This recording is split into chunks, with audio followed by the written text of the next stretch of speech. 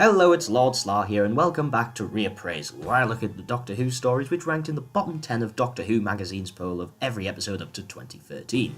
Today we'll be looking at the Rings of Akhaten, which is ranked as the 9th worst, one place lower than the Space Museum, which I did grant a reappraisal after determining the story is not as bad as its detractors make out. Today, however, we're up against a Matt Smith story rather than a Hartnell, which, as my viewers may know, I love the Hartnell era and I'm not the greatest fan of the Smith era. But out of all the Matt Smith episodes, I must say I was surprised to see this one rank so low compared to many of its contemporaries, which I consider far worse. I hadn't seen this one since broadcast upon making this video, so we'll see whether its reputation as Matt Smith's worst episode is really deserved. Let's start off with what was good about this story, and I must say there is more than I thought. First of all, the directing is absolutely beautiful. I know a fair few New Who stories look good, however I personally feel the directing can often be a bit flat and elements of the story look generic. However, here we're introduced to a gorgeous and vibrant looking world with some brilliant cinematography and creativity with the camera which helped keep me engaged.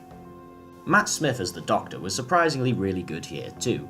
I'm usually not a fan of his Doctor, but Neil Cross definitely knows how to write for him better than Moffat, as there is less ridiculousness and over the top moments, not to mention a really strong performance and a speech that was actually really good, which shocked me as I don't like a great deal of Moffat era speeches as they come across as a bit pretentious. This one, however, felt very genuine and worked very well at the climax of the story.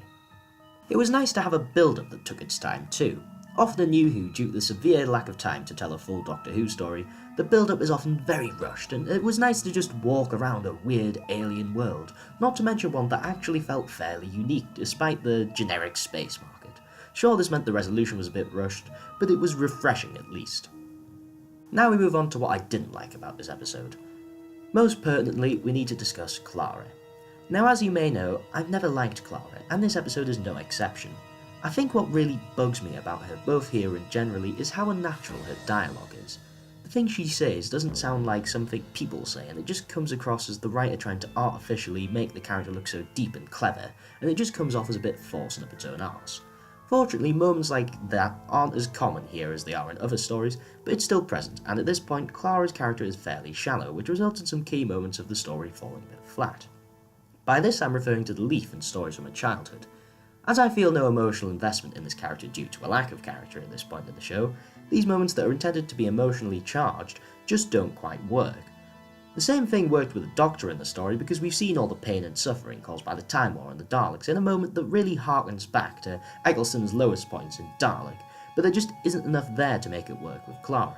It may sound minor, but when you consider this element is meant to be the crescendo of the whole story and its resolution, it's a big problem.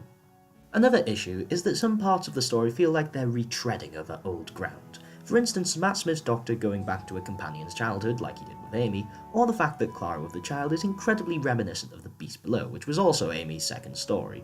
This may be a coincidence, but it does rub me the wrong way as it comes off as quite unoriginal considering those moments were done for Amy only a couple of years ago, albeit slightly differently.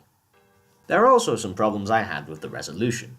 While the Doctor's speech is nice, it feels very rushed, which I mentioned earlier, and considering the alleged magnitude of the problem, being that this creature would destroy whole galaxies, it falls a bit flat when it's over just like that. Imagine how much better this episode could have been, and how much more memorable this good idea could have been if it had been given 2 episodes to play out with us actually getting to see some of the consequences of the old god being awoken before it stopped. It's a classic case of telling and not showing, and as a result the level of threat this being could have had is reduced to yet another Matt Smith monster of the week, which is defeated so easily in the last 5 minutes. It's such a shame that all these good ideas go to such waste. Also, as a side note, the planet shouldn't have had a scary face. It was about as frightening as a decoration at a Halloween disco, and I feel just having it as a destructive planet that doesn't convey any emotion would have been much more sinister, not to mention subtle. To conclude, there are a lot of problems with this story. However, I'd argue that most of these are sins that much of Matt Smith's era and even a lot of New Who generally commit on a regular basis, and that at least this episode looks really interesting and has a fair few good elements which raise it a bit above many of its contemporaries for me. Now that's not saying it's a good episode of Doctor Who as such, but it's very far from a bad one, and there's more than enough here to make it at least fairly enjoyable to watch. As a result, I'm going to give the Rings of Akhaten a mild reappraisal. There's just so many episodes that are worse than it in Doctor Who in general, and not just in the Matt Smith era, but also in the very series that it's from, and I just really don't understand how that this one out of all episodes ended up being the 9th worst. It really isn't that bad, and with a longer runtime and a bit more care, this could have been a genuinely great and memorable episode.